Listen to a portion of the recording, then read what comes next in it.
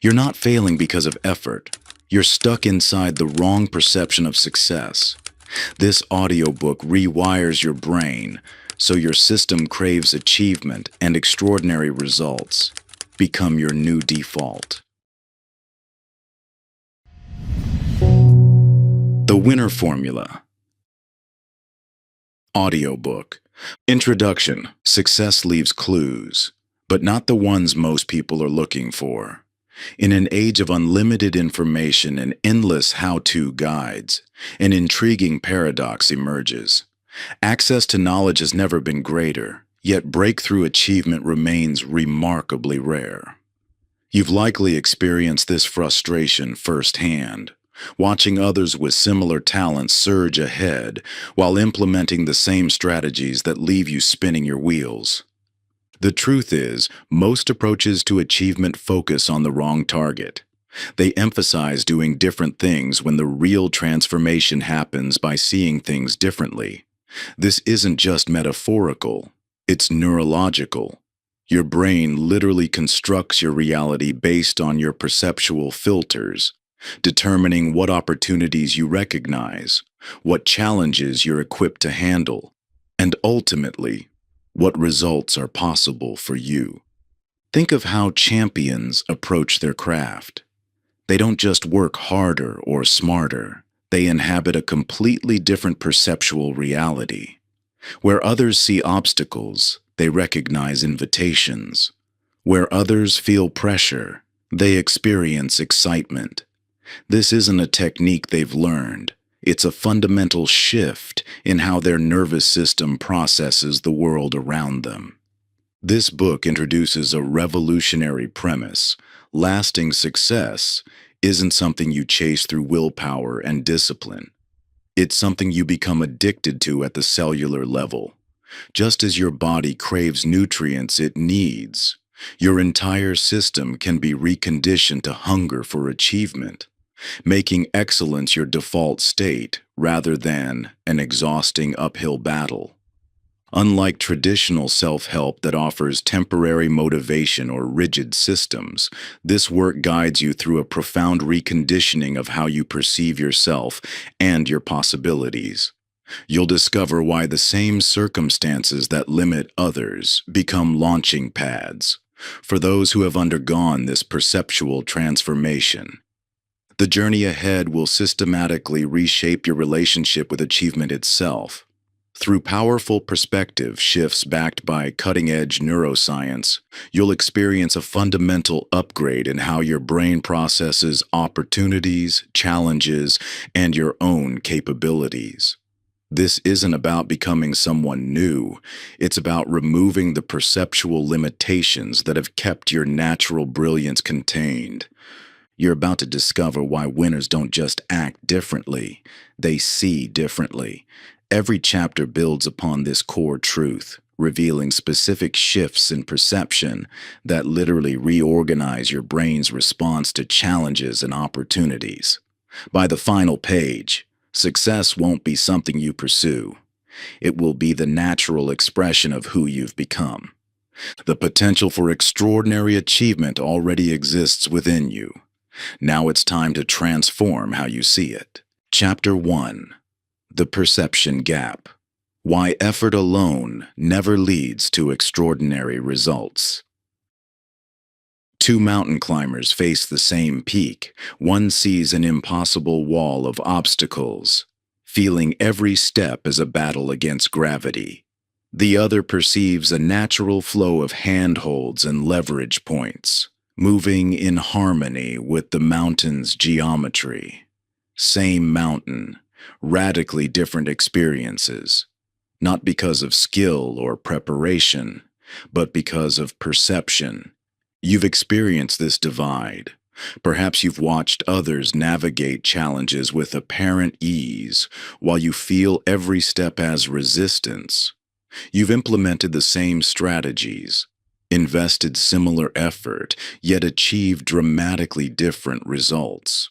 The question isn't just why, it's how two people can look at identical circumstances and see completely different realities. The answer lies not in what you do, but in how your brain processes reality itself. Your nervous system doesn't simply record the world like a camera. It actively constructs your experience through sophisticated filtering mechanisms.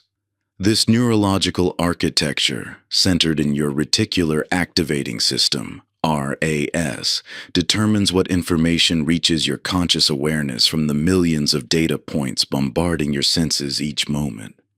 This filtering system creates what neuroscientists call perception-based potential, a framework that literally determines what opportunities you can recognize in your environment.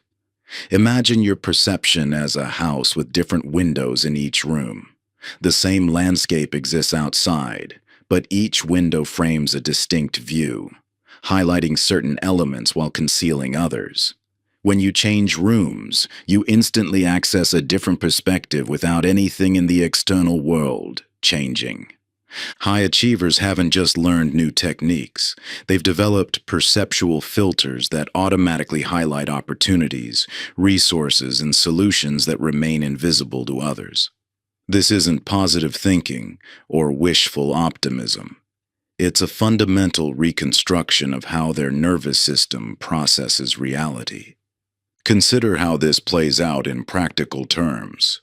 Where one person sees a market downturn as a career-ending catastrophe, another perceives unprecedented opportunities for innovation. Where someone experiences criticism as devastating judgment, another recognizes valuable feedback for growth.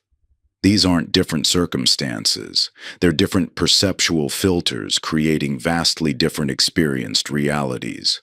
The neuroscience behind this phenomenon reveals why traditional approaches to achievement often fall short. When you attempt new behaviors while maintaining old perceptual filters, you're essentially trying to flow in one direction while your nervous system is oriented toward another. This creates the exhausting experience of constantly pushing against your own natural tendencies. Understanding this mechanism explains why exposure alone doesn't guarantee opportunity recognition. You could be surrounded by potential breakthroughs without noticing them if your perceptual filters aren't tuned to those frequencies.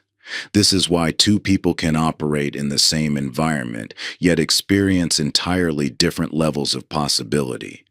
Your brain's filtering system isn't fixed. It's highly adaptable when approached correctly.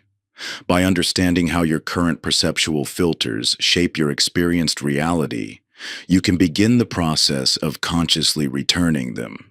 This isn't about forcing yourself to think differently. It's about restructuring how your nervous system naturally processes information. The key lies in recognizing that your current perception of what's possible isn't an accurate reflection of reality. It's a constructed interpretation based on accumulated filters. These filters weren't consciously chosen. They developed through past experiences, cultural conditioning, and unconscious assumptions about how the world works. When you grasp this fundamental truth, every challenge becomes an opportunity to examine and adjust your perceptual filters. What seems like an insurmountable obstacle might actually be a reflection of limiting filters rather than external reality. What appears as scarcity might be an artifact of perception rather than actual resource limitations. This understanding opens the gateway to profound transformation. By working directly with your perceptual filters rather than just your actions, you can create change at the level of how your brain constructs reality itself. This is where lasting transformation begins, not in what you do, but in what you're capable of perceiving. Chapter 2. The Addiction Advantage: Rewiring Your Brain's Reward System. What if the same neurological machinery that creates destructive addictions could be deliberately reprogrammed to make success itself addictive? This question strikes at the heart of why so many of us struggle with consistent achievement. You know what you should do, you understand the strategies, yet somewhere between intention and implementation, something gets lost. The frustration you feel isn't from lack of knowledge. It's from an incomplete understanding of how your brain's reward system actually works. Modern neuroscience has revealed that achievement and addiction operate through identical neural pathways. The same dopamine-driven circuits that can trap someone in destructive patterns can be intentionally rewired to make excellence your default state. Your brain doesn't distinguish between positive and negative addictions. It simply responds to reward patterns, reinforcing behaviors that trigger dopamine release. When you understand this mechanism, you can systematically engineer your environment and habits to create success triggers that make achievement neurologically rewarding. The process works through four key components: anticipation, action, reward, and reinforcement. Each element can be intentionally designed rather than left to chance. Anticipation builds through environmental cues that prime your brain for action. These triggers can be as simple as a specific location, time of day, or ritual that signals impending reward. Action becomes automated through consistent pairing with reward signals. The reward itself must be immediate and clearly linked to the desired behavior. Reinforcement strengthens these neural pathways through repetition and escalating challenges. What makes this approach particularly powerful is the concept of dopamine scheduling. Your brain responds more strongly to variable rewards than consistent ones. This explains why social media is so addictive. You never know when you'll get that next hit of validation. By deliberately varying the predictability and magnitude of achievement-related rewards, you create stronger behavioral patterns than through rigid systems. Think of your mind as a garden where attention acts as water and sunlight. Whatever you consistently focus on grows stronger. Each time you check social media, watch entertainment, or engage in low-value activities, you're strengthening those neural pathways. Conversely, every moment spent in purposeful action toward your goals reinforces achievement circuits. This isn't about relying on motivation or willpower. It's about engineering your environment to naturally pull you toward excellence. Simple changes in how you structure your space, schedule your time, and respond to small wins can dramatically reshape your brain's reward expectations. Consider how your current environment might be inadvertently reinforcing unproductive patterns.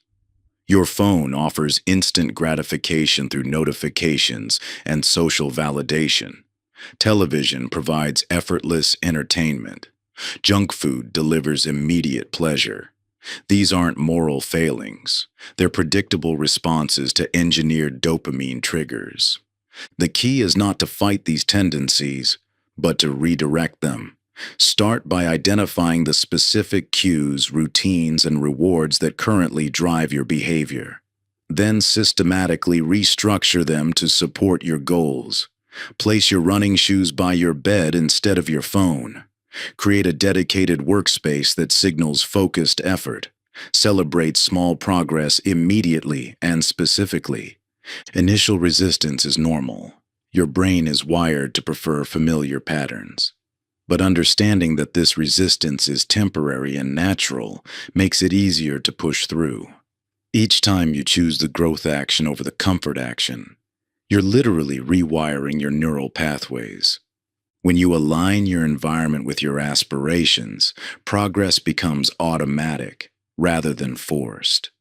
You'll find yourself naturally drawn to activities that support your goals, not because you're pushing yourself, but because you've reconditioned your brain's reward system. This is how consistent achievement becomes not just possible, but inevitable. Your brain's reward system is already working perfectly. It's just currently optimized for comfort rather than growth. By understanding and deliberately redirecting these natural mechanisms, you can transform success from something you pursue into something you can't help but achieve.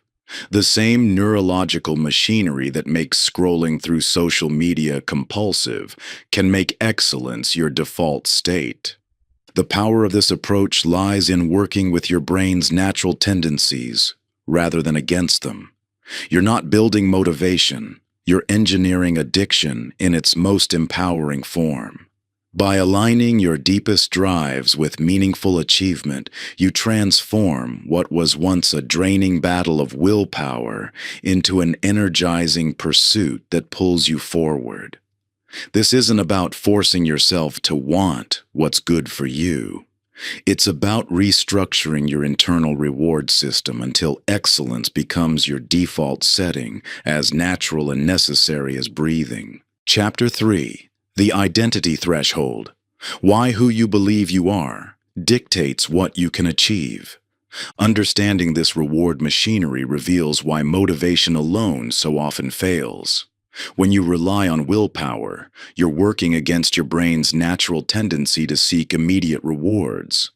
But when you engineer your environment and responses deliberately, you create a neurological pull toward achievement that requires no forcing. Consider how dopamine, often called the reward chemical, actually functions. It's released not just during pleasurable experiences, but more significantly during the anticipation of rewards. This explains why the excitement of pursuing a goal can sometimes feel more energizing than achieving it. By understanding this anticipatory nature of dopamine, you can structure your environment to create constant success cues that trigger reward anticipation. Your brain's reward system operates on what neuroscientists call dopamine scheduling, varying patterns of reinforcement that create powerful behavioral drives. Inconsistent rewards actually create stronger behavioral patterns than consistent ones. This explains why social media platforms are so addictive. The unpredictable nature of likes and comments creates a stronger dopamine response than predictable rewards. The same principle applies to achievement. When you vary the magnitude and timing of how you acknowledge progress, you create stronger neural pathways than using fixed reinforcement schedules. Small, unexpected victories can generate more powerful dopamine responses than major achievements you see coming.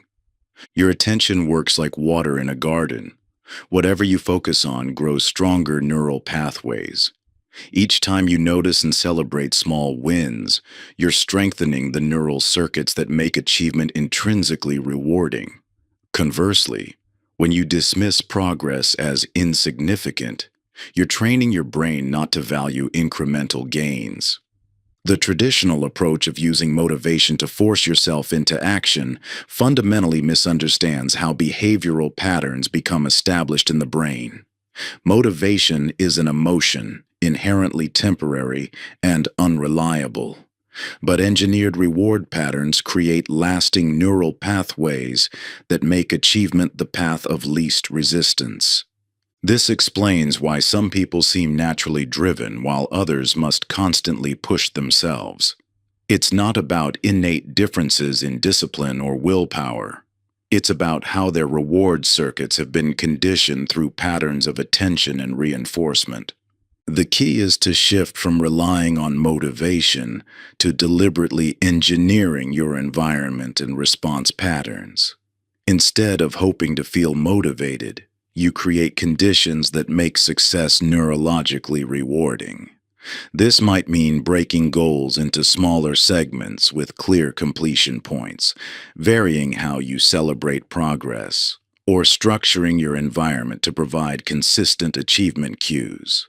The brain's reward system doesn't judge whether a behavior is good or bad. It simply reinforces whatever actions lead to dopamine release. By understanding this machinery, you can intentionally create reward patterns that make excellence addictive. Rather than fighting against your brain's natural tendencies, you align them with your goals. This neurological understanding transforms how you approach achievement. Instead of relying on willpower and motivation, you focus on engineering your environment and response patterns to create natural psychological pull toward desired behaviors. Success becomes less about forcing yourself to act and more about creating conditions where excellence is the natural response. The power of this approach lies in working with your brain's reward machinery rather than against it. You're not trying to overcome your neurological programming. You're redirecting it to serve your highest aspirations. When properly engineered, the same mechanisms that can create destructive addictions become the engine driving sustainable excellence. Through deliberate attention to progress, strategic reinforcement patterns, and engineered environmental cues, you create a neurological infrastructure that makes achievement intrinsically rewarding. Success becomes less about what you force yourself to do, and more about who you've trained yourself to be. By understanding and working with these fundamental neural mechanisms, you transform the very foundation of how you approach achievement. Excellence becomes not just a goal to pursue, but a natural expression of how your brain has been conditioned to function. Chapter 4: The Compound Effect of Environment: Creating Spaces that Make Success Inevitable. Your environment shapes your potential in ways far more profound than most realize. Like a chameleon unconsciously adapting to its surroundings, your mind and behaviors automatically shift to match the context you place yourself in.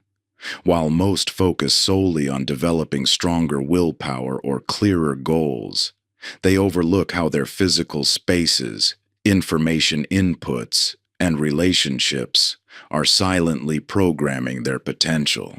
When you find yourself constantly falling short of your intentions, despite genuine commitment, your environment likely works against you rather than supporting your aspirations. The frustration of watching your determination fade isn't a reflection of weak character. It's the natural result of trying to fight against the invisible current of your surroundings. Environmental psychology reveals 3 key dimensions that shape your achievement potential. First, physical spaces prime your behaviors through subtle cues that bypass conscious thought.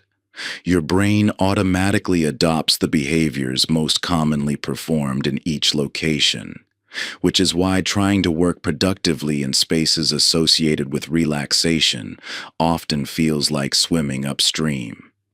Second, your information ecosystem, the content you consume, the conversations you engage in, and the ideas you're regularly exposed to, creates the mental raw materials from which your brain constructs possibilities. When your information diet consists primarily of distraction and low-quality inputs, your mind naturally gravitates toward corresponding outputs. Third, relationship dynamics establish the behavioral norms that feel appropriate and available to you. Your brain instinctively calibrates its ambitions and actions to match the average of your 5 closest connections, making it nearly impossible to sustain behaviors that deviate dramatically from your social context. Together, these 3 dimensions create what I call environmental congruence, the degree of alignment between your surroundings and your goals. When this alignment is strong, progress feels natural and momentum builds automatically.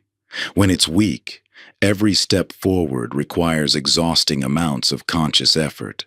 Think of your environment as gravity, an invisible force that constantly influences your trajectory. You can temporarily overcome it through forceful effort, but sustainable progress comes from positioning yourself so this force works with you, rather than against you. Success scaffolding is the deliberate engineering of your surroundings to make optimal behaviors your default mode. This isn't about perfect conditions. It's about intentionally structuring your environment so it naturally pulls you toward your potential, rather than requiring constant pushing against resistance. When you understand these principles, seemingly minor environmental adjustments create dramatic shifts in your achievement trajectory, rearranging your physical space to make productive behaviors the path of least resistance. curating your information inputs to automatically elevate your thinking, and strategically restructuring your relationship dynamics to support rather than hinder your growth. These environmental optimizations make extraordinary achievement feel natural rather than forced. You might think your environment is fixed or beyond your control, but this perspective overlooks the countless small adjustments available in any situation. Even in challenging circumstances, you can create environmental pockets that support rather than sabotage your potential. The key is targeting the aspects within your influence rather than becoming overwhelmed by those you can't immediately change. Your environment shapes your actions far more powerfully than willpower alone ever could. By intentionally redesigning your surroundings, you transform the invisible forces that guide your daily choices, creating an ecosystem where excellence emerges naturally and effortlessly. Think of your environment as a current that either propels you forward or holds you back. Every object, space, and interaction either amplifies your potential or subtly drains it. The beauty of environmental design lies in its subtle power. Instead of fighting against your surroundings, you align them with your aspirations, turning your space into a silent ally that guides you toward your goals. When you thoughtfully adjust your physical spaces, digital landscape, and social circles, you build a world where extraordinary achievement becomes your default setting rather than a constant struggle. Your surroundings begin working for you instead of against you, making excellence feel as natural as breathing. This transformation goes beyond mere organization or decluttering. It's about engineering an ecosystem that magnifies your strengths and minimizes friction points that drain your energy. Each object in your space, every notification on your phone, and all the people you regularly interact with either fuel your momentum or imperceptibly drag you off course.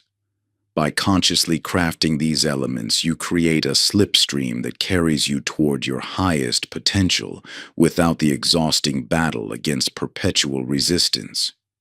Your environment becomes a powerful catalyst, automatically triggering behaviors that align with your deepest aspirations rather than your temporary impulses.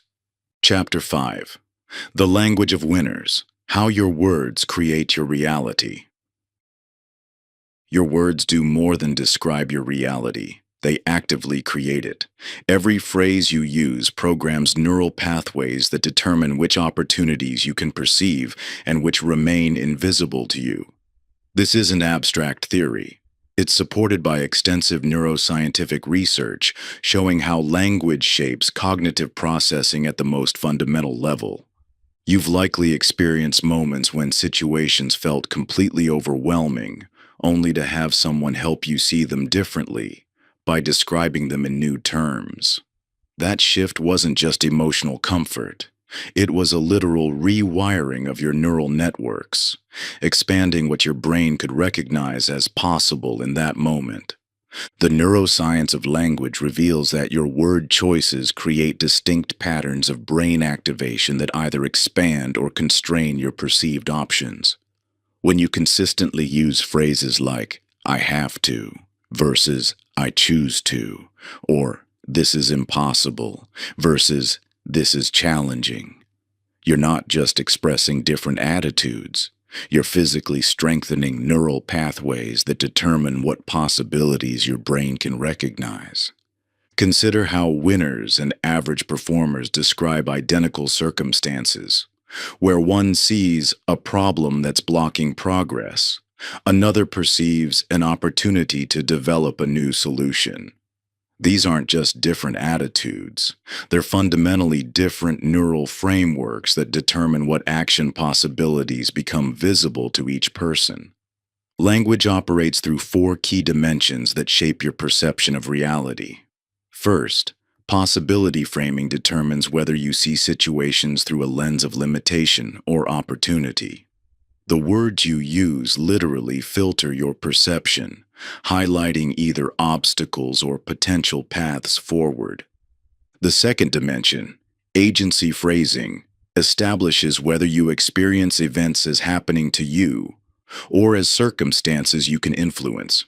This shows up in subtle but crucial distinctions like I can't versus I haven't yet, or it's impossible versus I haven't found a way. Specificity, the third dimension, determines whether your brain engages in precise problem solving or remains trapped in vague generalizations. Compare everything's going wrong to this specific approach isn't working yet. One triggers helplessness while the other invites solution finding. The fourth dimension, temporal orientation, shapes whether your language keeps you mentally rehearsing past limitations or imagining future possibilities. The difference between I've always struggled with this and I'm learning how to handle this differently creates entirely different neural pathways for processing the same situation. These patterns create what neuroscientists call linguistic priming. Your habitual word choices literally pre-program your brain to either seek opportunities or confirm limitations. It's like installing different operating systems that process the same input data in fundamentally different ways. The transformative power of linguistic reframing becomes clear when you examine how language alters perception of common situations. What one person experiences as overwhelming pressure becomes intense growth opportunity through different word choices. What feels like impossible expectations transforms into expanding capabilities through linguistic shifts. Your brain responds to these linguistic patterns regardless of your conscious beliefs. Even subtle shifts from I'm trying to I'm learning, or from I should to I choose to, create immediate changes in which neural pathways activate, instantly expanding your perception of possible responses. This isn't about artificial positivity or denying challenges. It's about programming your neural networks to process information in ways that reveal more possibilities, rather than confirming limitations. Small changes in habitual phrases dramatically alter which aspects of reality your brain considers relevant and actionable. The relationship between language and perception operates like a self-fulfilling prophecy at the neural level. The words you consistently use strengthen specific neural pathways, making certain interpretations of reality more likely while others become less accessible. This creates a feedback loop where your language shapes your perception, which influences your experience, which then reinforces your language patterns. The power of this understanding lies in its immediate applicability. You don't need to change your entire vocabulary overnight. Even small adjustments to key phrases and how you describe challenging situations can create significant shifts in your perceived options. Each time you catch and redirect limiting language, you're literally rewiring your brain's filtering system to reveal more possibilities. These micro-adjustments in your daily dialogue accumulate into major perceptual transformations, much like how water shapes stone, not through force, but through persistent flow. When you shift from I have to I get to, from this is impossible to this is challenging, your neural pathways begin carving new channels that illuminate previously invisible opportunities. Your brain becomes increasingly skilled at detecting potential solutions rather than confirming predetermined limitations. Chapter 6. The Competition. Illusion. Why beating others is the slowest path to success. The endless drive to outperform others seems logical on the surface. After all, isn't competition what drives excellence? Yet this common assumption contains a paradox that holds back countless strivers. The more intensely you focus on beating others, the more you limit your own potential for extraordinary achievement. You feel this tension daily, the constant pressure to measure up, to stay ahead, to prove your worth through comparison. Each success brings only momentary relief before the anxiety of maintaining your position returns. Even when you win, the satisfaction feels hollow, because there's always another competitor, another benchmark, another rung on the endless ladder of comparison. This exhausting cycle isn't just emotionally draining. It creates neurological patterns that actively constrain your capabilities. When your brain fixates on comparative performance, it triggers stress responses that impair exactly the cognitive functions needed for breakthrough achievement. Creative thinking becomes restricted, strategic planning grows myopic, and innovative solutions remain hidden behind the fog of competitive anxiety. The most successful individuals understand a counterintuitive truth.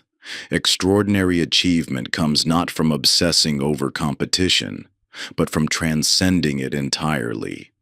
They've shifted from competition-based motivation to contribution-centered achievement, focusing not on outperforming others, but on maximizing their unique value creation. This shift transforms the fundamental question from, "How can I be better than others?" to, "How can I contribute something only I can offer?" The neuroscience reveals why this reorientation creates superior results. Contribution focus activates brain regions associated with innovation, flow states, and expansive thinking, while competitive focus triggers restrictive, threat-based processing. Competition-based achievement suffers from four critical limitations. First is measurement distortion. Using others' performance as your metric means being confined by their limitations rather than your true potential. Second is artificial ceilings. You can only rise as high as your competitors, making their boundaries become your boundaries. Third is misaligned effort. Energy goes toward relative positioning rather than absolute progress. Fourth is motivational vulnerability. When your drive depends on external comparison, your motivation becomes fragile and inconsistent. Think of competition-focused achievement like running on a circular track.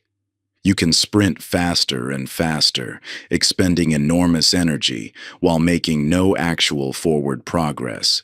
In contrast, contribution-focused achievement charts a unique path aligned with your distinct capabilities and vision. Rather than trying to run faster on someone else's track, you create your own course toward meaningful impact. This isn't about ignoring competition or pretending it doesn't exist. Rather, it's about transcending the comparative mindset to access your full creative and productive potential. In competitive contexts, contribution-focused achievers see platforms for creating value rather than battlegrounds for proving worth. They transform zero-sum games into opportunities for expanding possibilities. Neuroscience shows why this works.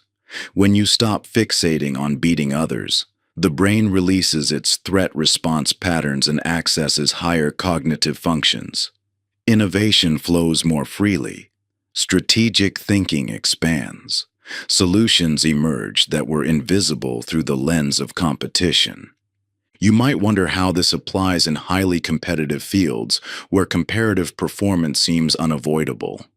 The key is recognizing that even there, sustainable success comes from unique value creation rather than pure competitive advantage.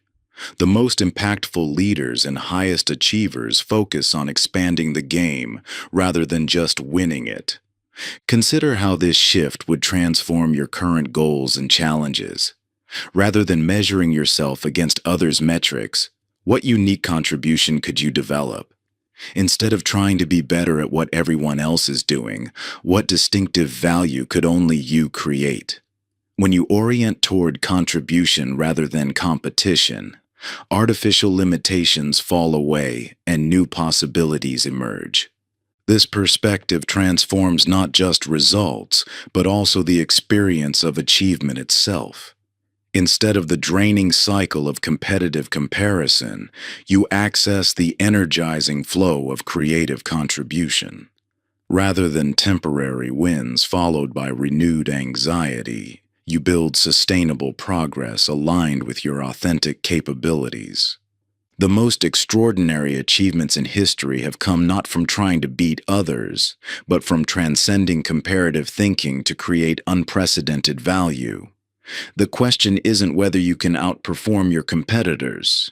It's whether you can contribute something so uniquely valuable that competition becomes irrelevant. When you study the true innovators and pioneers across every field, you find they weren't focused on being marginally better than their peers. They were consumed by a vision of what could be possible if they channeled their unique capabilities toward an unmet need. Their breakthroughs emerged from asking different questions entirely. Not, how can I win? But, what can I create that would make winning and losing beside the point? This shift from competitive positioning to creative contribution unlocks an entirely different level of achievement, one where your potential is limited only by your imagination and persistence, not by what others have already done. Chapter 7. The Motivation. Myth. Why passion is overrated and systems prevail. Picture two surfers approaching the ocean. The first stands on the shore waiting for the perfect wave, analyzing conditions and hesitating until everything feels exactly right. The second paddles out immediately, engaging with whatever waves come, learning and adjusting through constant interaction with the water. By day's end, who do you think has made more progress? This simple contrast illuminates one of the most pervasive myths holding back your achievement: the belief that you need to feel motivated before taking action. You've experienced this countless times, putting off important work until you feel ready, waiting for inspiration to strike before starting that crucial project, or delaying healthy habits until you're in the right headspace.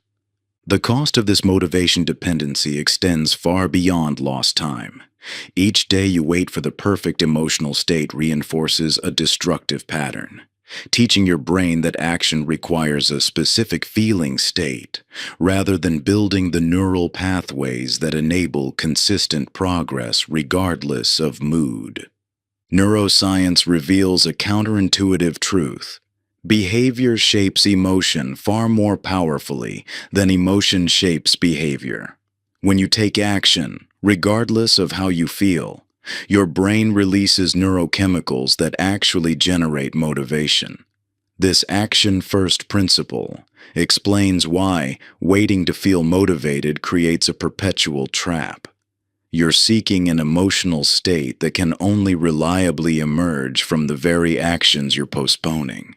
This insight transforms our understanding of sustainable achievement. Rather than trying to generate or maintain motivation, successful individuals build systems that create automatic progress independent of emotional fluctuations. They understand that consistency trumps intensity every time. Consider how this plays out neurologically. When you rely on motivation, you activate the limbic system, the emotional brain that's highly susceptible to stress, fatigue, and external circumstances. But when you build systems, you engage the basal ganglia, the habit center that can maintain consistent behavior patterns regardless of emotional state. The key components of motivation-independent systems aren't complex, but they require a fundamental shift in approach. Instead of waiting for inspiration to strike, you identify the smallest possible action that maintains momentum, what I call the minimal viable action, MVA. This might be writing one sentence, doing one push-up, or making one sales call. The specific action matters less than its consistency. These MVAs get paired with clear implementation triggers. environmental cues that prompt automatic behavior without requiring decision-making.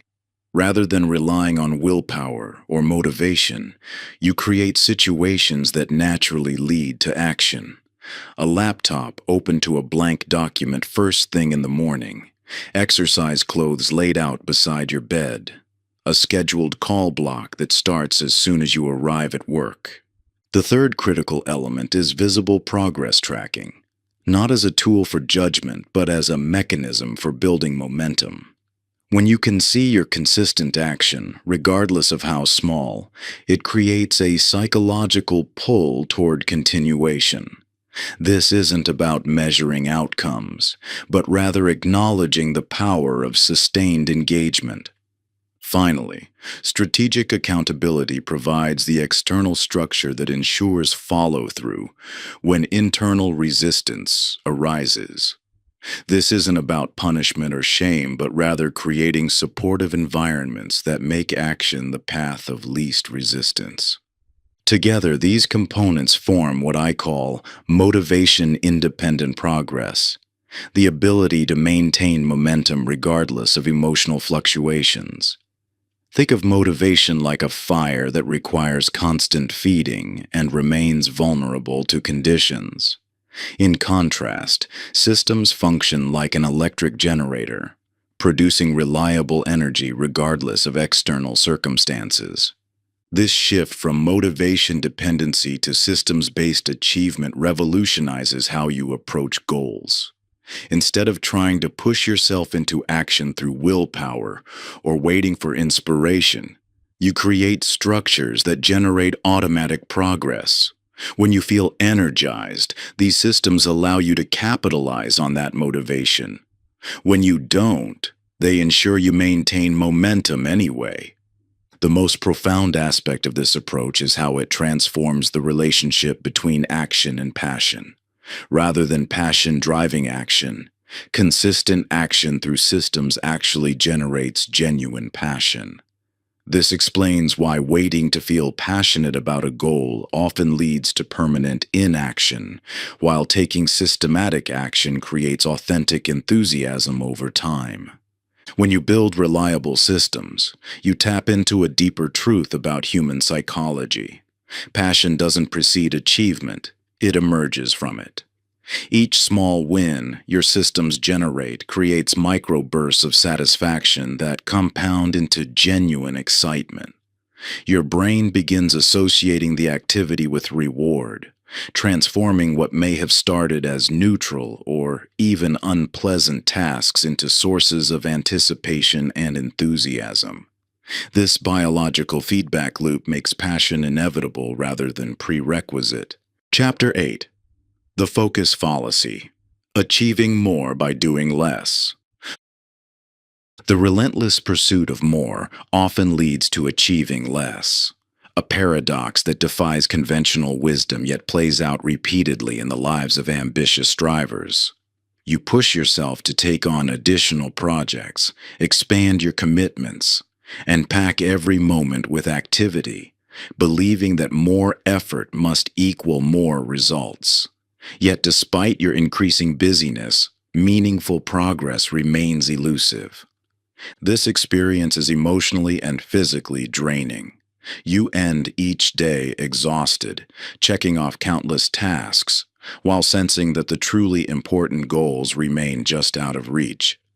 The constant motion creates an illusion of productivity that masks a deeper truth. Activity does not equal achievement.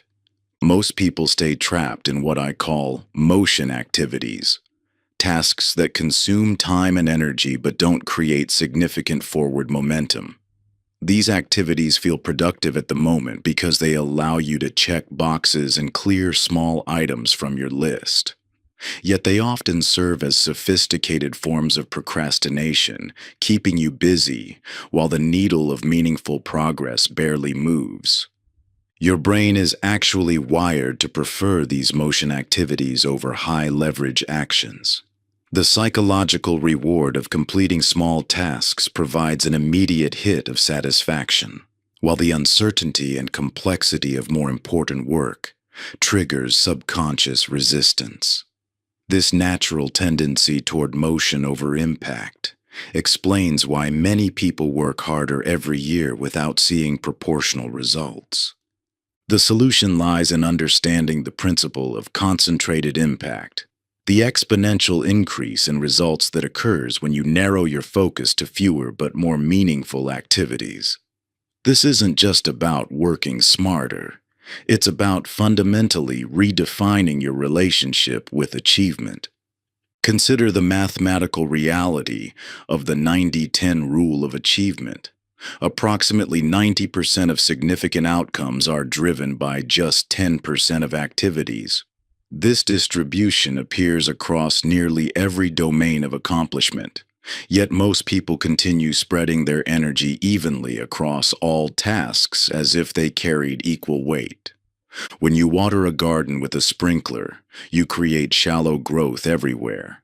But when you concentrate that same water through a targeted hose, you enable breakthrough growth in specific areas. Your time and energy work the same way. Diffused effort creates mediocre results across many areas, while concentrated focus enables extraordinary achievement in what matters most. The path to exponential results paradoxically requires doing less, not more.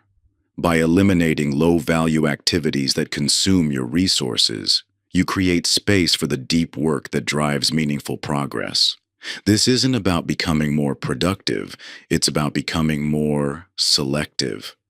The cultural pressure to do it all often creates resistance to this strategic elimination. The fear of missing out, FOMO, drives many to maintain commitments that drain energy from more important pursuits. But this mindset fundamentally misunderstands the mathematics of achievement. By trying to keep all options open, you guarantee mediocrity across the board. Real achievement requires the courage to disappoint people in small ways in service of making a bigger impact where it truly matters. Every yes to a low-value activity becomes an implicit no to something more important. The most successful individuals aren't those who figure out how to do everything. They're those who get brutally clear about what few things matter most. The path to breakthrough results requires identifying and systematically eliminating the motion activities that create the illusion of progress while consuming resources needed for meaningful achievement. This isn't about working harder or becoming more efficient at juggling multiple priorities. It's about having the wisdom and discipline to do less, but more important work. The most valuable productivity tool isn't a new technique for getting more done. It's a razor-sharp understanding of what few activities actually drive transformative results. By redirecting your finite energy from motion to impact, you create the space for exponential achievement in what matters most. This shift transcends traditional productivity.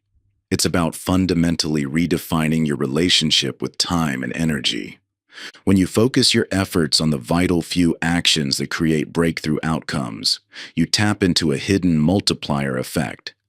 Each hour invested in high-impact work compounds in value, while time spent on peripheral activities dissolves into the ether of missed opportunities. Your potential for extraordinary achievement exists not in doing more things, but in bringing unprecedented focus to the essential. Chapter 9. The Failure Advantage: Leveraging Setbacks as Strategic Assets. What if failure isn't the opposite of success, but actually its prerequisite? This question challenges everything you've been conditioned to believe about achievement and setbacks. The visceral sting of failure, that crushing weight in your chest, the shame that makes you want to hide, the voice whispering that you're not good enough. These experiences shape your relationship with risk and achievement in profound ways.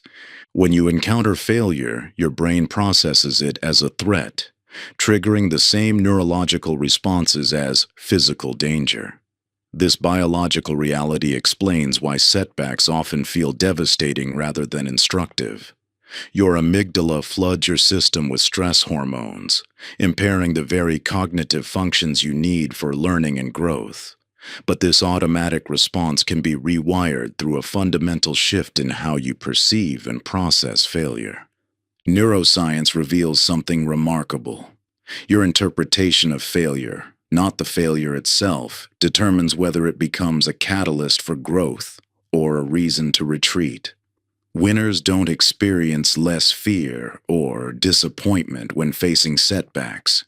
They've simply developed a different relationship with these experiences through what we call strategic failure. Strategic failure transforms setbacks from emotional judgments about your capabilities into neutral data points that refine your approach. This shift occurs through understanding and leveraging four critical dimensions. Speed of iteration determines how quickly you move through learning cycles. While most people try to minimize failure by moving cautiously, strategic failure accelerates progress by increasing the frequency of attempts. Every setback becomes an opportunity to gather data and refine your approach. Specificity involves designing your attempts to yield precise information. Rather than treating failure as a broad judgment of capability, strategic failure isolates variables to understand exactly what's working and what isn't. This targeted approach transforms overwhelming setbacks into clear adjustment points. Recovery focuses on minimizing downtime between attempts. The gap between failure and your next attempt often determines whether setbacks become terminal or transformational.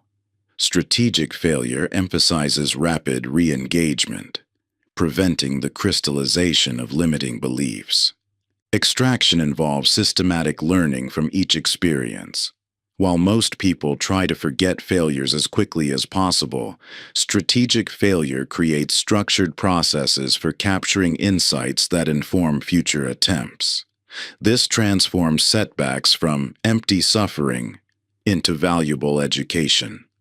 Your brain's natural tendency is to generalize failure, allowing single setbacks to create broad limitations on future action.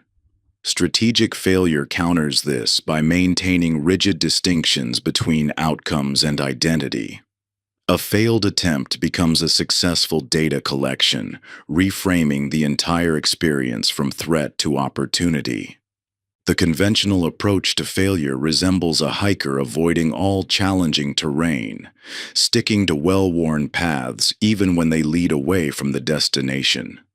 Strategic failure is like a climber who uses obstacles as handholds, transforming what others avoid into advantages that accelerate progress.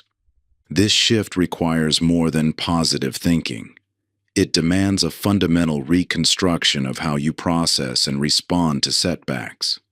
The traditional fear-based approach treats failure as something to be avoided at all costs, creating hesitation that actually increases the likelihood of negative outcomes. Strategic failure embraces setbacks as essential feedback, removing the emotional charge that typically makes failure so devastating. Success and failure aren't opposites. They're partners in an iterative process of growth. Every significant breakthrough in human history emerged through countless setbacks that were reframed as stepping stones rather than stopping points. Your capacity for achievement expands dramatically when you stop trying to avoid failure and start trying to fail strategically. This doesn't mean failure won't feel uncomfortable.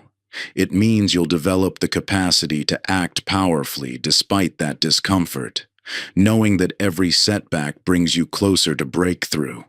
When you truly understand that failure isn't happening to you but for you, your relationship with risk and achievement transforms permanently.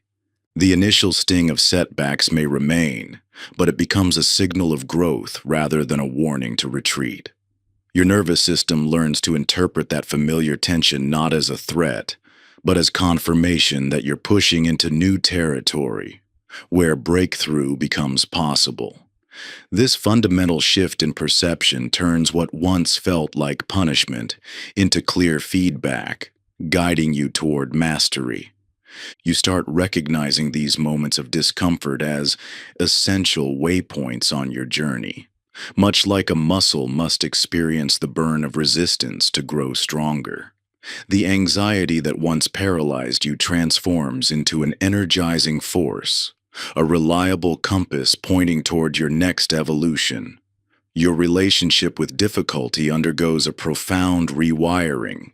Instead of bracing against it, you lean into it, knowing that each moment of resistance shapes you into someone more capable than before. Chapter 10. The Discomfort Threshold. Expanding your capacity for productive struggle. Your relationship with discomfort fundamentally determines your capacity for achievement. Just as muscles require resistance to grow stronger, your potential expands only when you push against the boundaries of what feels comfortable. This biological reality extends far beyond physical development. It governs every aspect of human growth and achievement. The space between comfort and overwhelm, what we call the growth zone, represents the narrow band where maximum development occurs. Yet our nervous systems are exquisitely designed to avoid this space, steering us toward comfort, even when that comfort ensures stagnation. This isn't a character flaw or lack of motivation. It's a natural evolutionary response designed to conserve energy and avoid potential threats. Understanding the neuroscience of adaptive stress reveals why this instinct, while natural, becomes the invisible ceiling on our achievement. When you encounter calibrated challenges, those that push you without breaking you, your brain literally rewires itself, creating new neural pathways that expand your capabilities. Stress hormones like cortisol and adrenaline, when properly dosed, act as growth agents that strengthen neural connections and enhance learning. But this process only works when you remain in contact with the discomfort rather than retreating from it. The development of discomfort capacity operates through 4 critical dimensions that determine your ability to leverage stress for growth rather than be diminished by it. Duration represents your ability to sustain contact with challenging states without seeking immediate relief. This isn't about enduring misery, but about extending your window of tolerance for growth-producing stress. Intensity involves calibrating the degree of challenge to create optimal adaptation without overwhelming your systems. Recovery focuses on strategic renewal between stressors, allowing integration of growth while preventing accumulative strain. Attribution determines how you interpret difficult experiences, whether you process them as threats to avoid or opportunities to expand. Winners aren't individuals who feel less discomfort. They've simply developed greater capacity to function effectively while experiencing it. This distinction proves crucial. The goal isn't to eliminate discomfort, but to expand your ability to operate powerfully within it. Discomfort tolerance operates as a trainable skill rather than an innate trait, responding to progressive exposure just like any other capability. Think of your capacity for discomfort like the banks of a river. When the banks are narrow, even a small increase in water volume creates flooding. But as you gradually widen those banks, the same river can handle much greater flow without becoming overwhelming. Similarly, as you expand your discomfort capacity, challenges that once seemed overwhelming become manageable, not because they're less intense, but because your ability to handle intensity has grown. This understanding transforms how you approach growth opportunities. Rather than organizing your life around comfort and trying to squeeze in growth where it feels safe, you begin deliberately seeking calibrated challenges that expand your capabilities. The key lies in making this process strategic rather than masochistic. choosing discomfort that develops specific capacities rather than simply embracing struggle for its own sake. Your brain instinctively categorizes discomfort as threatening, triggering protective responses that limit your engagement with growth opportunities.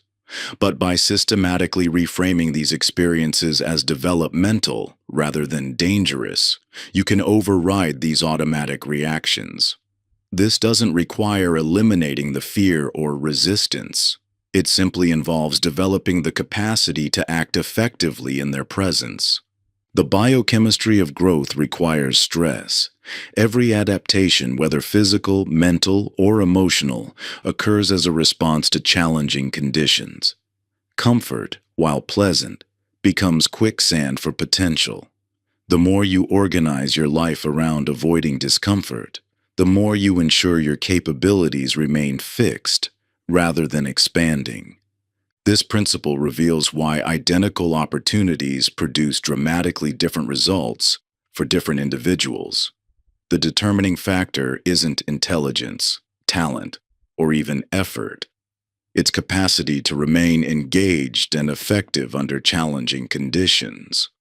Those who develop this capacity systematically expose themselves to progressive challenges, gradually expanding their comfort zone rather than treating it as a fixed boundary to be protected.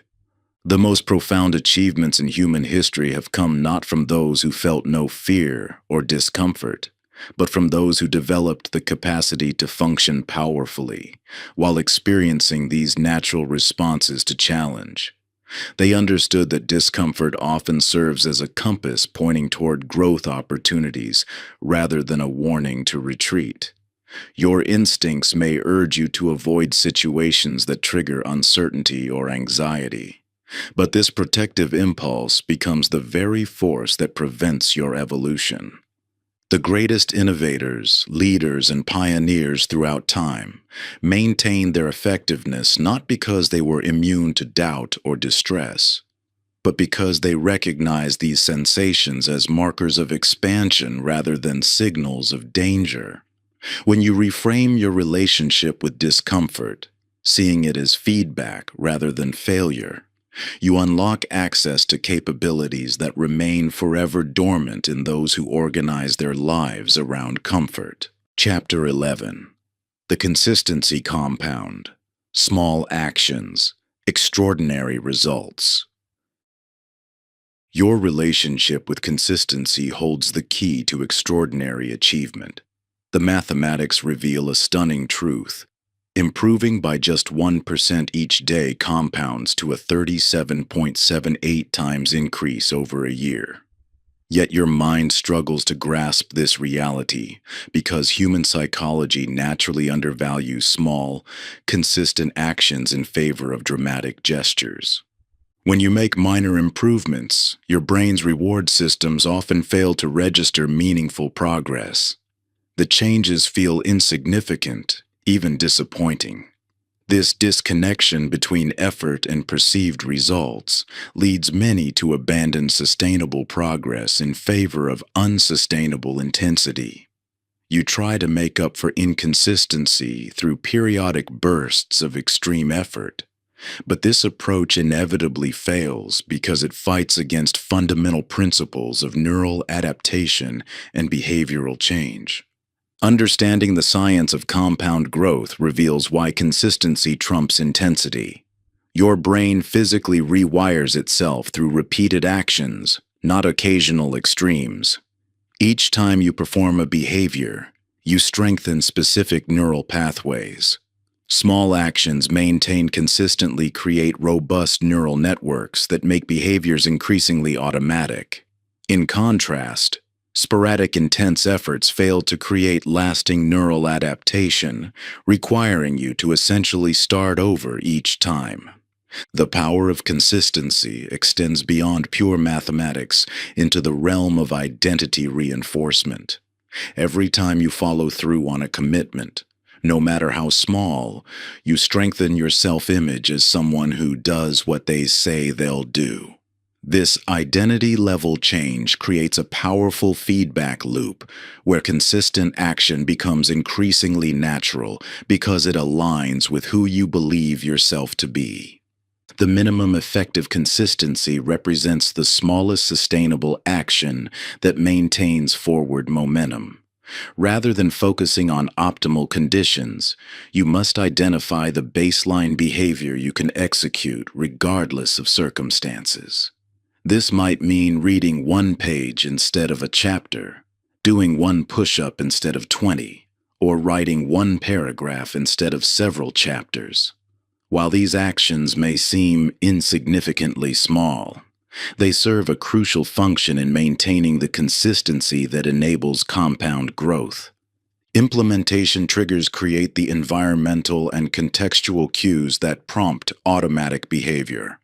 By linking your minimum effective consistency to specific triggers, you bypass the need for conscious decision-making.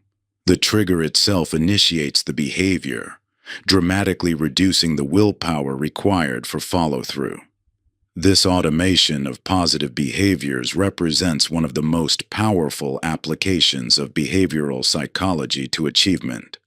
Progress tracking systems make incremental growth visible, addressing the natural difficulty your brain has in recognizing small improvements. By maintaining clear records of consistent action, you create concrete evidence that counters the subjective feeling that small efforts don't matter. This visibility helps sustain motivation during periods when progress feels slow or intangible. Recovery protocols acknowledge the reality that perfect consistency is neither possible nor necessary. By having predetermined strategies for maintaining minimum effective consistency during challenging periods, you prevent temporary disruptions from becoming permanent derailments. This approach transforms consistency from a rigid, unsustainable standard into a flexible, maintainable practice. The state of consistency and momentum emerges when maintaining your chosen behaviors requires less energy than abandoning them. Initially, consistent action demands conscious effort and willpower. However, as neural pathways strengthen and habits form, these same actions begin to feel natural and automatic. The effort required to maintain consistency decreases, while the discomfort of inconsistency increases. The compound effect of consistency creates exponential rather than linear progress. Each consistent action builds upon previous efforts, creating accelerating returns that become increasingly visible over time. This principle applies universally across physical, mental, and professional domains. Whether developing skills, building relationships, or growing resources, consistency acts as a fundamental multiplier of results.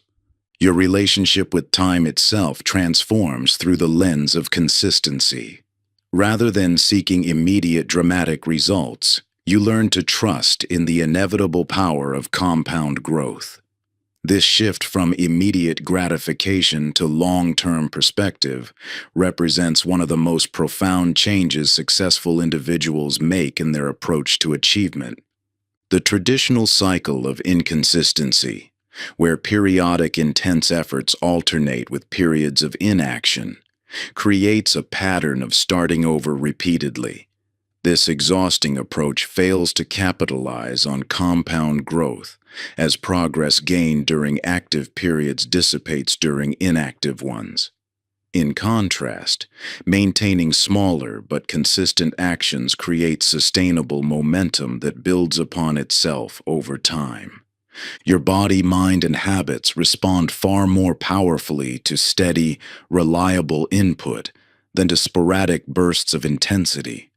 The illusion that you can compensate for long gaps with occasional heroic efforts keeps you trapped in a frustrating loop of temporary gains and inevitable backsliding. Breaking free requires accepting a fundamental truth. Sustainable progress flows from actions you can maintain day after day, not from periodic acts of willpower that leave you depleted. Chapter 12. The Achievement. Accelerator. Leveraging strategic stress and recovery. Your understanding of peak performance likely centers on a fundamental misconception: the belief that sustained, unrelenting effort is the path to extraordinary achievement. This intuitive but flawed assumption leads countless dedicated individuals toward burnout rather than breakthrough, despite their sincere commitment to excellence. The highest performers across every domain, from elite athletes to groundbreaking innovators, share a counterintuitive secret. They don't achieve more by working longer or pushing harder continuously. Instead, they master the rhythm of strategic oscillation between intense focus and deliberate recovery. This pattern mirrors the most fundamental processes of life itself, from the beating of your heart to the cycles of your breath. The science of human performance reveals an unchangeable truth. Your body and mind operate according to natural rhythmic cycles, not linear continuous output. Attempting to maintain constant effort fights against your fundamental biology. The result is diminishing returns, increasing errors, and eventual systemic breakdown.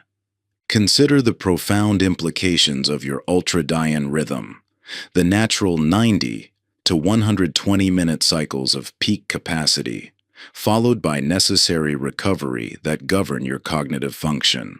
When you align with these cycles rather than fight them, you tap into periods of heightened focus, creativity, and mental acuity that far exceed what's possible through sustained effort. Strategic oscillation represents the intentional alignment of your work patterns with these natural cycles. Rather than attempting to maintain a constant moderate effort, you learn to fully engage during periods of intensity, and then truly disengage for recovery. This creates a multiplicative effect where each cycle builds upon the last, rather than the diminishing returns of continuous strain. The key dimensions of performance rhythms start with work-rest ratios. Research demonstrates that 90-minute focused sessions followed by 15 to 20-minute recovery periods optimize cognitive function. This pattern allows for multiple peak performance cycles throughout the day, instead of the steady decline that comes from pushing through natural recovery points. Intensity calibration requires matching your effort level to your current capacity. This varies not just daily, but throughout each day. By tracking your energy patterns and adjusting your task selection accordingly, you transform natural fluctuations from obstacles into opportunities for enhanced productivity. Recovery quality proves equally crucial as work intensity. Not all forms of rest actually restore your resources. Many common break activities, like scrolling social media or answering emails, actually deplete rather than replenish your energy. True recovery requires activities that allow complete mental and physical disengagement. The synchronization principle extends beyond daily rhythms to encompass weekly, monthly, and annual cycles. Just as farmers understand the seasons for planting and harvest, you must learn to recognize and align with your larger performance patterns. This prevents the common trap of fighting against natural low periods instead of using them strategically for deeper renewal. The most vivid example of strategic oscillation's power comes from elite athletics, where science has conclusively shown that the greatest gains in strength and skill occur not during training sessions, but in the recovery periods between them. This principle applies equally to cognitive and creative work. Your brain, like your muscles, requires stress to grow stronger, but it's during recovery that the actual strengthening occurs. This reality forces a profound reconsideration of how you approach achievement. The old paradigm of powering through fatigue signals now reveals itself as fundamentally counterproductive. Those signals aren't obstacles to overcome, but critical feedback mechanisms designed to protect and optimize your performance capacity. The actual path to sustained high performance requires developing your capacity to fully engage and fully disengage. Most people never achieve either state, living in a perpetual gray zone of partial engagement and incomplete recovery. By mastering strategic oscillation, you create the conditions for what athletes call supercompensation, where each stress recovery cycle builds greater capacity than before. Implementing this approach requires overcoming deep cultural conditioning that equates constant activity with virtue and rest with weakness. Yet the evidence is clear. Those who master the rhythm of strategic oscillation consistently outperform those who rely on continuous effort. The key lies in recognizing that recovery isn't a sign of weakness, but rather a crucial investment in future performance. The most successful individuals understand this paradox. Going full out becomes sustainable only when balanced with going full off. This pattern creates an upward spiral where each engaged period becomes more productive because it's supported by genuine renewal. The result isn't just better performance, but also greater sustainability and deeper satisfaction in the achievement process. Chapter 13. The Emotional Mastery. Matrix. Transforming Feelings into Fuel. Emotions hold extraordinary power, not just to influence how we feel, but to fundamentally shape what we achieve. Yet most approaches to success treat emotions as obstacles to overcome rather than fuel to harness. This misunderstanding leads many to waste tremendous energy fighting natural feelings instead of learning to direct them productively. The key insight that transforms emotional mastery is understanding that no emotion is inherently positive or negative. Each contains specific forms of energy that can serve or sabotage your progress, depending on how you relate to it. Fear sharpens focus and heightens awareness when properly channeled. Anger provides decisive energy for breaking through barriers. Even seemingly limiting emotions like uncertainty can fuel creativity and exploration when approached skillfully. This isn't merely a philosophical perspective. It's grounded in the neurochemistry of emotional states. When you experience fear, your body releases norepinephrine and cortisol, creating heightened alertness and accelerated reaction time. Anger triggers adrenaline and testosterone, providing explosive energy for decisive action. The key is learning to work with these natural chemical cascades rather than against them. The emotional alchemy framework provides a systematic approach to transforming limiting emotions into achievement fuel. The process begins with awareness, developing the capacity to recognize emotional states as they arise without being consumed by them. This creates space to consciously choose how to direct the energy rather than reacting unconsciously. The next element is interpretation, examining the stories and meaning you attach to different feelings. The same physiological state of activation can be interpreted as either anxiety or excitement depending on the narrative you apply. Learning to consciously shape these interpretations allows you to access the productive potential in any emotion. Direction involves identifying specific channels for emotional energy that serve your objectives. Rather than trying to suppress or eliminate challenging feelings, you learn to redirect their force toward constructive outcomes. The uncertainty that could paralyze action becomes fuel for exploration and creativity. The frustration that might trigger giving up gets channeled into determined problem solving. The final component is cultivation, developing the ability to intentionally generate useful emotional states. Just as athletes learn to access performance-enhancing mental states on demand, you can build the capacity to call forth specific emotional energies when needed. Think of emotions as weather patterns. They arise naturally and contain tremendous force. You can't control their appearance, but you can learn to harness their energy regardless of their nature. A skilled sailor doesn't wait for perfect conditions, but learns to utilize whatever winds arise to move toward their destination. The process isn't about achieving some idealized state of perpetual positivity that's neither realistic nor desirable. Every emotion exists for a reason and contains specific forms of energy useful for different situations. Fear heightens awareness and focus, crucial for peak performance in challenging conditions. Anger provides decisive energy for breaking through barriers. Disappointment refines strategy and approach. Uncertainty fuels exploration and creativity. The key is developing greater capacity to work with the full spectrum of emotion rather than being limited to conventionally positive states.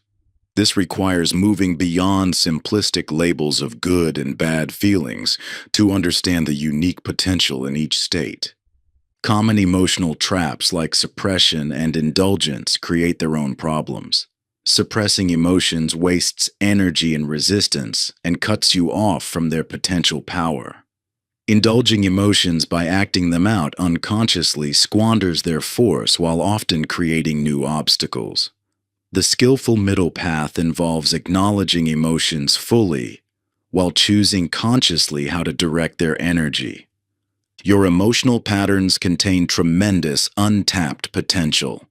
Learning to identify and redirect these patterns toward productive outcomes literally gives you access to new forms of power. Rather than being drained by managing difficult feelings, you can convert their energy into fuel for achievement. The path forward isn't about eliminating emotional challenges, but developing greater capacity to utilize them effectively. This transforms your relationship with the full spectrum of human feeling from a source of limitation into a catalyst for extraordinary results. This mastery becomes especially crucial during periods of growth and achievement. The pursuit of ambitious goals inevitably triggers intense emotions: fear, doubt, frustration, uncertainty. Learning to work with, rather than against these natural responses allows you to maintain momentum where others become derailed. The shift from resisting emotions to leveraging them strategically changes everything. Instead of wasting energy fighting feelings, you learn to direct their force toward your objectives.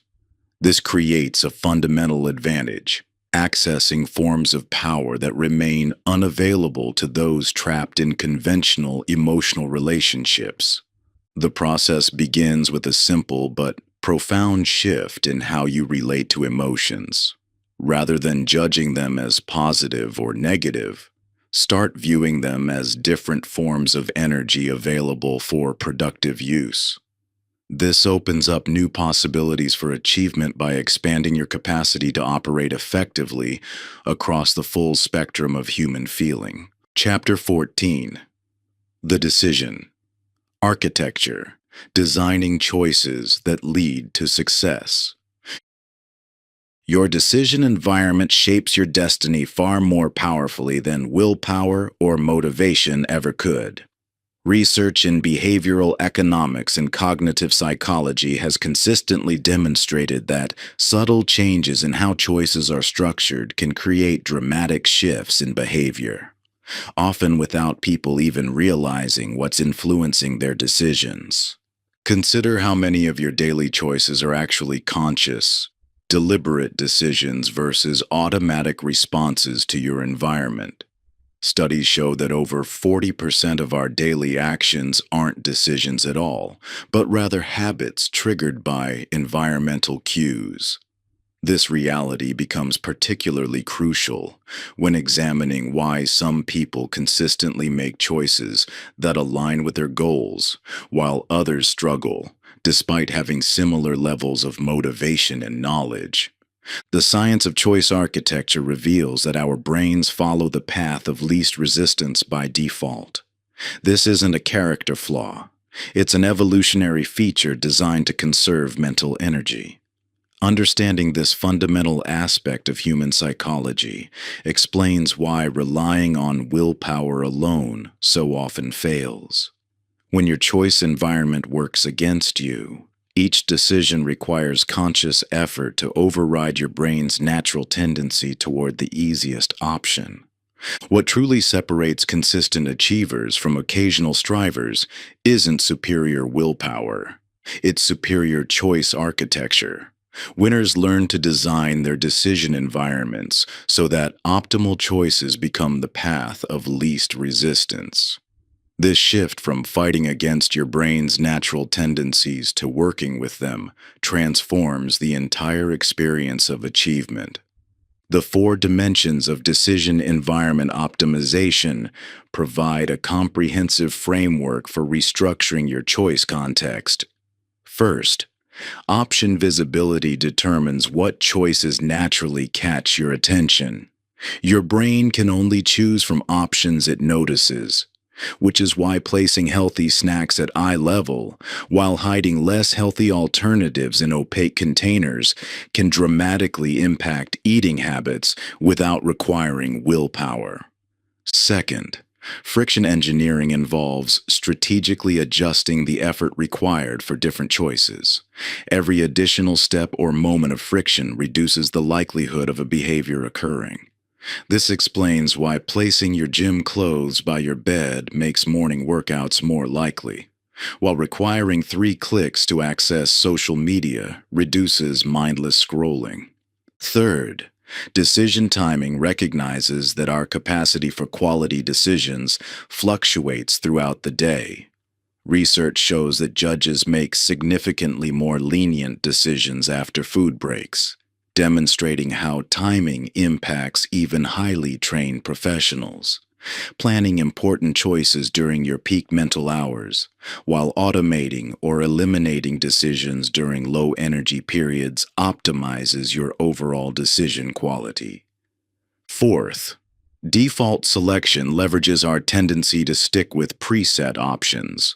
Studies show that organ donation rates are over 90% in countries where it's the default choice versus under 15% where people must actively opt in. Applying this principle, winners create default structures that automatically move them toward their goals unless they actively choose otherwise.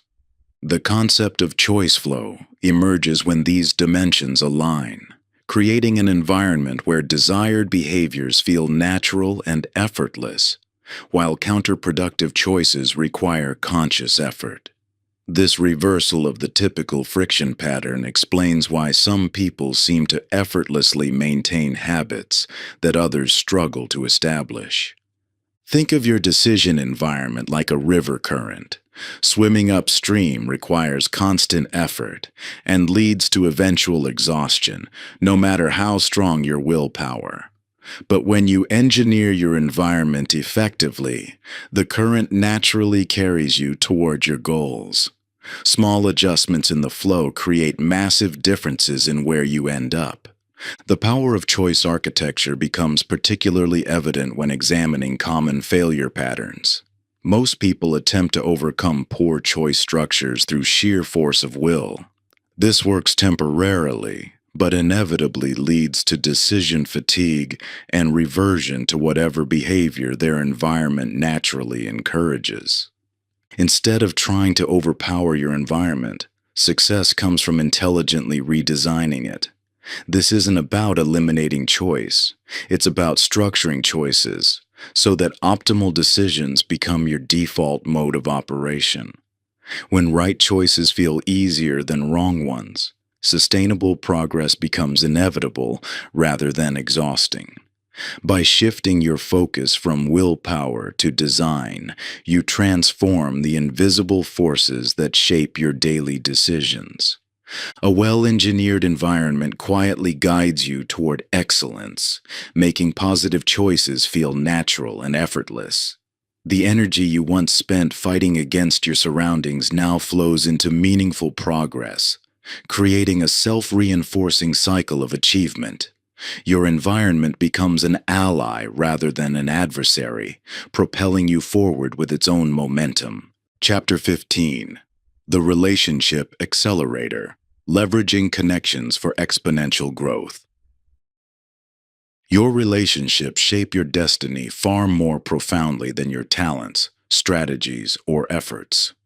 Research consistently demonstrates that the quality and nature of your social connections predict achievement outcomes more reliably than IQ, education, or even deliberate practice. This reality challenges the common myth of the self-made individual, revealing instead that extraordinary achievement emerges from strategic relationship ecosystems. The psychological impact of your social connections runs deeper than most realize. Studies in social neuroscience have shown that your brain literally adapts to mirror the cognitive patterns, emotional responses, and behavioral tendencies of those you regularly interact with. This neurological synchronization occurs automatically, beyond conscious awareness, which explains why you may find yourself unconsciously adopting the limitations, fears, and self-doubts of those around you, even when you consciously reject these patterns.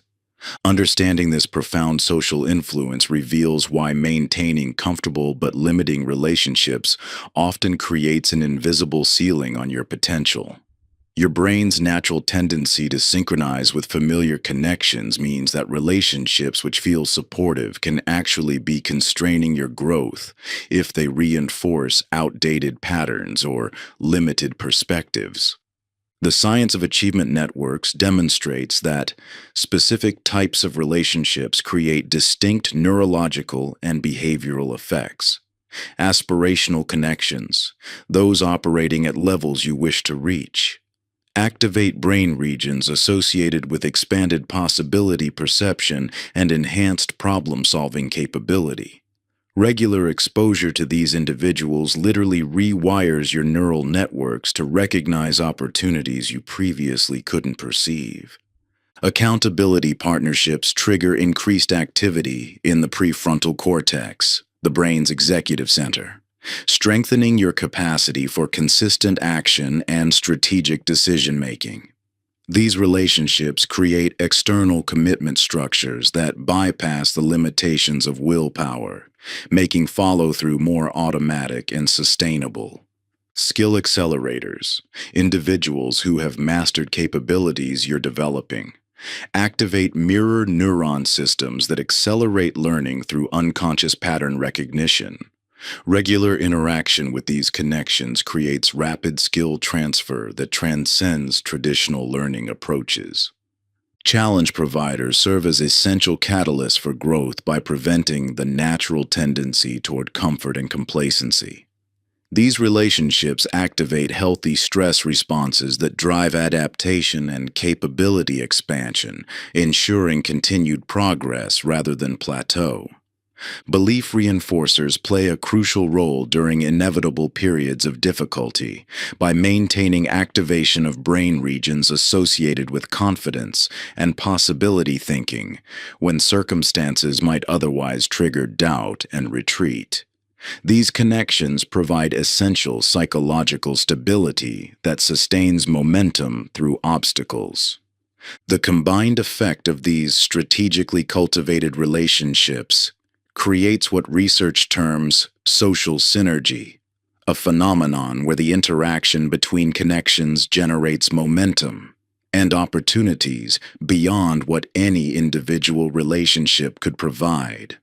This synergistic effect explains why achievement often accelerates dramatically when social networks are intentionally optimized. The neuroscience of social networks reveals that your brain processes relationship influences through multiple parallel pathways, creating combined effects more powerful than conscious intention or individual effort. This multiplied impact means that optimizing your relationship portfolio often yields better results than increasing personal effort or developing new skills. When you understand these social dynamics, you recognize that strategic relationship cultivation isn't networking. It's the intentional engineering of an achievement ecosystem that naturally pulls you toward your highest potential. This shift from isolated striving to leveraged growth through connections transforms both the speed and sustainability of progress. The relationship portfolio required for extraordinary achievement contains specific proportions of each connection type, calibrated to your current development stage and aspirations. This portfolio must be actively managed and regularly rebalanced as you evolve, ensuring your social ecosystem continues providing appropriate support and challenge. Your brain's neuroplasticity, its ability to rewire itself based on experience, means that every interaction either reinforces existing patterns or creates new possibilities. This reality makes relationship choices among the most consequential decisions affecting your achievement trajectory. When you recognize relationships as the fundamental infrastructure of achievement rather than mere support systems, you understand why strategic connection cultivation often yields better returns than developing new capabilities or increasing effort. Your social environment creates the platform that determines how effectively you can deploy whatever other resources you possess.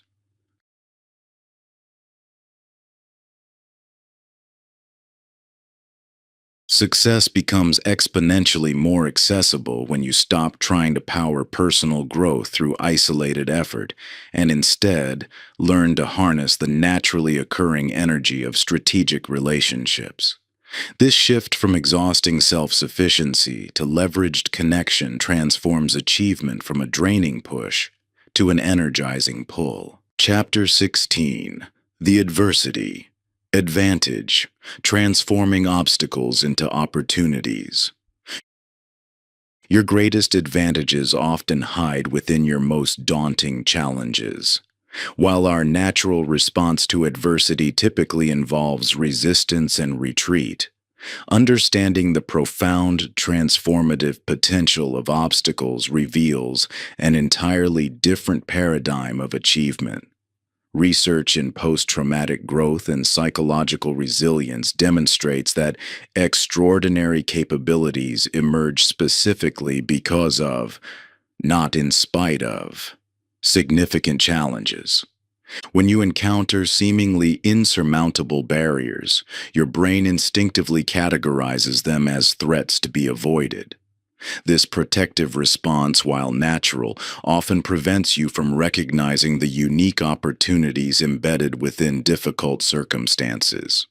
Studies in neuroplasticity reveal that our brains develop new neural pathways and enhanced capabilities specifically in response to stressors that push us beyond our current limits. The strategic adversity framework transforms this innate threat response into a catalyst for breakthrough achievement. Rather than viewing obstacles as unfortunate setbacks, this approach recognizes them as essential drivers of extraordinary development. Research shows that individuals who master this perspective consistently outperform those who face fewer challenges, specifically because adversity creates capabilities that comfort never could. Consider how pressure transforms coal into diamonds, a process that requires intense stress to create something of extraordinary value. Similarly, your challenges contain the raw material for exceptional achievement, but only when you learn to work with rather than against the pressure they create.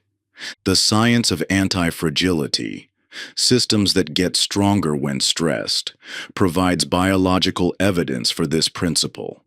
Your muscles grow specifically because of resistance, your immune system strengthens through exposure to pathogens, and your psychological resilience develops through successfully navigating difficulties. This pattern reveals a fundamental truth. Growth requires resistance. Mastering strategic adversity involves four critical dimensions. First, perspective transformation, consciously reframing obstacles from threats into growth catalysts. Second, resource extraction, identifying and leveraging the unique advantages each challenge creates. Third, strategic application, deploying these advantages to accelerate rather than inhibit progress. Fourth, identity integration, incorporating these experiences into an empowered self-concept that seeks out rather than avoids challenge. Winners aren't those who face fewer obstacles. They're individuals who respond to challenges differently. Rather than being diminished by adversity, they allow it to forge them into something stronger. This isn't about positive thinking or denying difficulty. It's about extracting maximum value from inevitable challenges. Like a sailboat using headwinds to power forward, mastery of strategic adversity allows you to harness forces that stop others. The same wind that halts those who fight against it becomes a powerful driver for those who understand how to position their sails.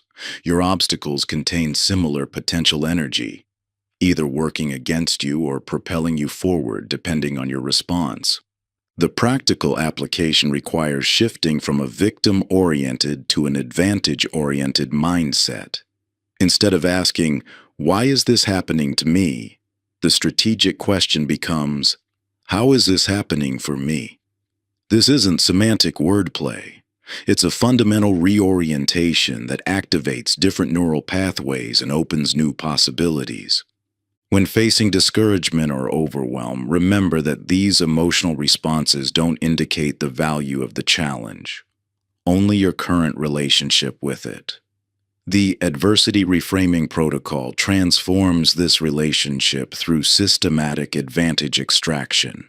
First, clearly identify the specific challenge.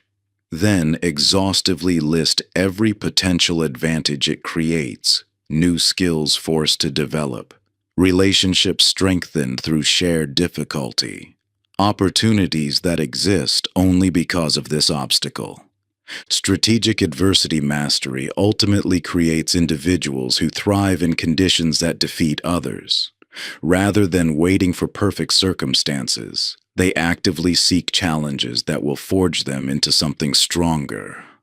This capacity transforms obstacles from barriers into catalysts, revealing their true nature as disguised opportunities for extraordinary achievement. The key lies not in avoiding adversity, but in developing your capacity to extract advantage from it. Every obstacle contains embedded opportunities, resources, insights, and capabilities that become available specifically because of the challenge. Your task is not to wish for easier challenges, but to develop greater capacity to recognize and leverage the advantages within them. This mindset shift transforms your entire relationship with difficulty. Instead of seeing obstacles as unwelcome disruptions, you begin to view them as accelerants to your growth. Each challenge becomes a laboratory for developing new strengths, a forge where your character is tempered into something more resilient. The most successful individuals don't stumble upon easier paths. They build themselves into people capable of transforming any path into an avenue for achievement. When you stop resisting what stands in your way and start mining it for hidden value, you unlock a form of alchemy that turns your greatest struggles into your most powerful assets. Chapter 17. The Clarity Catalyst. Defining success on your own terms. Success that feels hollow is no success at all. This paradox confronts countless high achievers who reach society's benchmarks of accomplishment only to discover an inexplicable emptiness awaiting them at the summit. You've likely experienced this disconnect yourself, that unsettling realization that checking all the conventional boxes of achievement hasn't delivered the fulfillment you anticipated. The psychology behind this phenomenon reveals a critical truth. External success without internal alignment creates a state of success incongruence, where outward accomplishments actively conflict with inner values rather than reinforcing them. Research in positive psychology demonstrates that lasting achievement requires consonance between actions and authentic priorities, not just the accumulation of socially sanctioned gold stars. This misalignment manifests in subtle but corrosive ways. The promotion that provides status but constrains impact. The prestigious role that impresses others but drains your energy. The financial goals reached at the cost of key relationships. The longer you pursue success defined by others, the wider this gulf between external validation and internal fulfillment grows. The concept of success congruence offers a profound shift in how we approach achievement. Rather than adopting standardized metrics, it demands clarifying what genuine success means through your unique lens of values, strengths, and aspirations. This isn't merely a philosophical exercise, it's the most practical foundation for sustainable achievement. Success congruence operates through four essential dimensions that combine differently for each individual. Contribution defines the impact you're uniquely positioned to create, the problems you feel called to solve, the people you're driven to serve, the legacy you wish to leave. This goes beyond traditional notions of career achievement to encompass how you can best apply your gifts in service of what matters most to you. Mastery encompasses the capabilities and expertise you're intrinsically motivated to develop, not just those that offer external rewards. This dimension focuses on growth that feels deeply satisfying rather than skills pursued solely for advancement. Autonomy reflects the freedom to shape your life and work according to your values and rhythms. This includes both external independence and internal liberation from others' expectations and definitions of success. Connection captures the quality and depth of relationships that give your achievements meaning. This dimension recognizes that even the most impressive accomplishments feel hollow without the right people to share them with. These dimensions interweave uniquely for each person, creating a personal success fingerprint that can't be replicated or prescribed. What energizes one person may deplete another. What represents freedom to you might feel like a constraint to someone else. The key is identifying your authentic combination rather than adopting someone else's formula. Following standardized paths to success is like using another person's treasure map. You may reach the X that marks their spot, but find yourself standing before an empty chest. The landmarks that guided them hold no real value for you because they were never meant to lead to your true goal. This is why so many successful people find themselves achieving everything they thought they wanted, only to discover they were pursuing someone else's definition of success. They followed the conventional coordinates so precisely that they arrived exactly where society told them to go, and found it wasn't where they needed to be. The path to genuine achievement requires first understanding what success really means for you specifically. This involves examining your current goals and assumptions. Are you pursuing that advanced degree because it aligns with your values, or because it's expected? Does that career trajectory reflect your authentic aspirations, or someone else's blueprint for success? These questions aren't abstract. They're the foundation of sustainable achievement. When your goals align with your values, motivation becomes inherent rather than forced. Obstacles feel like worthy challenges rather than arbitrary barriers. The journey itself becomes fulfilling rather than just a means to an end. The key is developing clear insight into your personal success dimensions. What kinds of contributions feel meaningful to you specifically? Which areas of mastery naturally draw your curiosity and energy? What forms of autonomy matter most for your fulfillment? Which relationships give your achievements deeper meaning? This clarity transforms not just the results you pursue, but how you pursue them. Rather than forcing yourself toward externally defined benchmarks, you can channel your energy toward achievements that resonate with your authentic priorities. This alignment creates a natural pull toward your goals instead of requiring constant pushing against internal resistance. Chapter 18. The Integration. Imperative. Becoming a whole life winner. Success that transcends a single domain requires more than excellence in isolation. It demands the artful integration of every aspect of your life into a coherent whole. This truth confronts anyone who has experienced the exhausting cycle of watching progress in one area create setbacks in others. You know this pattern intimately. The promotion that damages your health, the fitness regime that strains your relationships, the personal growth that conflicts with professional demands.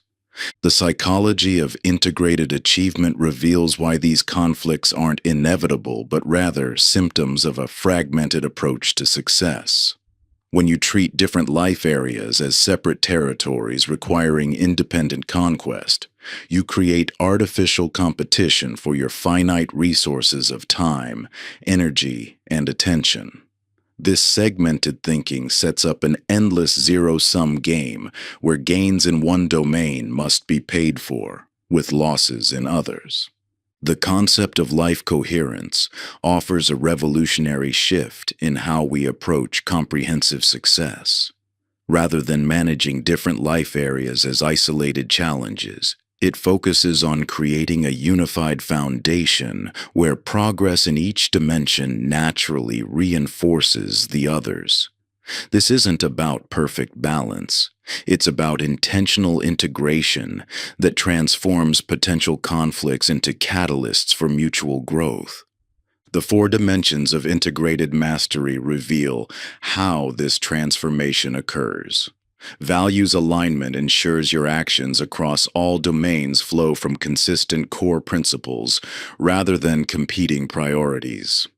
Energy management optimizes how you distribute your resources by identifying synergies between different activities rather than treating them as separate demands. Boundary development creates appropriate separation between areas while maintaining their interconnected support of each other. Priority harmonization ensures different focuses complement rather than compete, creating compound benefits instead of forced trade-offs.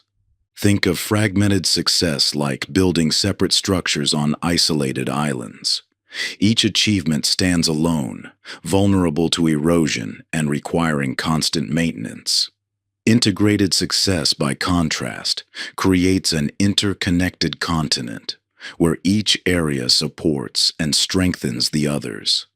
The foundation becomes exponentially more stable as different domains reinforce rather than undermine each other. This integration transforms how you approach common life aspirations. Instead of treating health as something that competes with work, you design workout routines that enhance mental clarity and professional performance. Rather than seeing relationships as time away from achievement, you leverage them as sources of energy and insight that fuel progress across all areas. Personal development isn't a separate activity, but rather an integrated practice that simultaneously serves multiple life dimensions. Implementation barriers often arise from existing commitments and competing demands that seem to force compartmentalization. However, These challenges usually stem from inherited ways of structuring your life rather than true incompatibilities. The key lies in questioning assumptions about what different areas of life require and finding creative ways to align them through shared principles and complementary activities. The whole life integration practice provides a systematic approach to transforming fragmented success into coherent achievement. It begins with mapping current conflicts between life areas and tracing them to their root causes in how you've structured your approach. This reveals opportunities to redesign activities and commitments around shared principles that serve multiple dimensions simultaneously. The practice then guides you through redesigning routines and environments to optimize for integration rather than isolation. This might mean restructuring work patterns to enhance rather than damage health, cultivating relationships that energize rather than drain professional progress, or approaching personal development as a force multiplier across all life areas rather than a separate pursuit. This integration process requires sustained attention to how different life dimensions interact. You'll learn to recognize early warning signs of fragmentation and make preemptive adjustments before areas fall out of alignment. This creates an upward spiral where progress becomes increasingly self-reinforcing rather than self-limiting. The ultimate goal isn't perfect balance, but rather purposeful integration that allows you to pursue extraordinary achievement without sacrificing wholeness.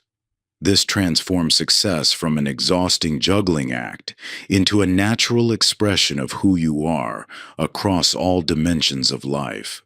This mastery of integrated achievement represents the culmination of all previous concepts explored in this book.